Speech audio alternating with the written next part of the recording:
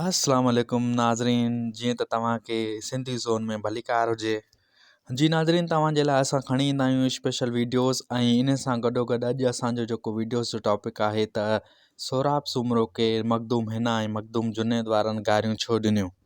जी नाज़रीन, तव्हांखे ॿुधाईंदा हलूं, सोराब सुमरो हिकु धरती टीवी जे हिकु शो लाफ्टर हाउस जो मेज़बान ऐं यूट्यूब ते पिणु कमु कंदड़ आहे। जी नाज़रीन, तव्हांखे ख़बर हूंदी त जेको आहे सो गामू अली गुल मला असगर खोसो जा यूट्यूब ते चैनल हुजण सां गॾोगॾु हिन जो बि तक़रीबन नयो शौक़ु थियो ऐं हीअ बि यूट्यूब ते अची वियो।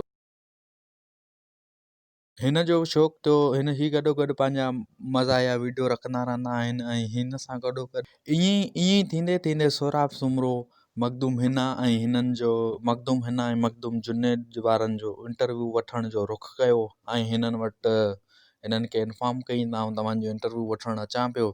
मखदूम हिना ऐं मखदूम जुनेदनि जे लाइ खोड़ सारा गिफ्ट वग़ैरह वठी रखिया ऐं तमामु घणो इंटरव्यू थियो। इंटरव्यू जॾहिं थी दंग थियो, इंटरव्यू जॾहिं यूट्यूब ते अपलोड थियो त मखदूम हिना त कैरियर जो मतिलबु कैरियर में लॉस खाइण खां पोइ तक़रीबन सिंधी माण्हुनि खे तमामु घणियूं गारियूं ॾींदी रहंदी आहे। फ़्लॉप त असगर खोसो बि थियो, पर फ़्लॉप असगर खोसो पंहिंजी महिनत खे जारी रखियो ऐं माशाल्लाह हींअर हिकु सुठे मक़ाम ते आहे। अलाह साईं हुनखे इज़त ॾिनी आहे, हुन तमामु घणी महिनत कई आहे ऐं हिन जेको रस्तो अख़्तियार कयो उहो सुठो न हुयो। तमामु घणियूं मतिलबु सिंधी क़ौम खे गारियूं वग़ैरह ॾियणु, त उन सां गॾोगॾु माण्हुनि तमामु घणी तनक़ीद कई सोराब सुमरो के त तव्हां कहिड़े माण्हू जो इंटरव्यू वठी आया आहियो, गारियूं गनगटा था कनि, ही था कनि, हो था कनि।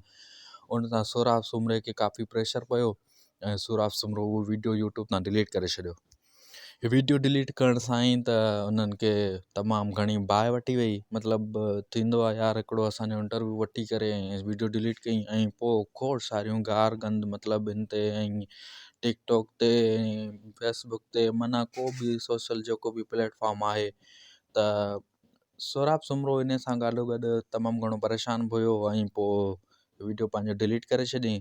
ऐं नाज़रीन, जीअं तव्हांखे असां ॿुधायोसीं त छा मिस्ट्री हुई ऐं सॼो ऐं अहिड़े ई जेको आहे सो मिस्ट्री जेका सॉल्व थी वई।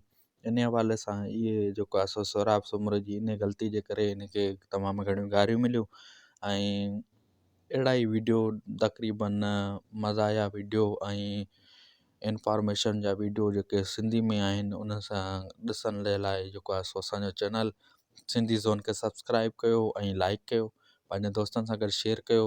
मिलंदासीं अॻिले वीडियो में। अल्लाह हाफ़िज़, या अली मदद।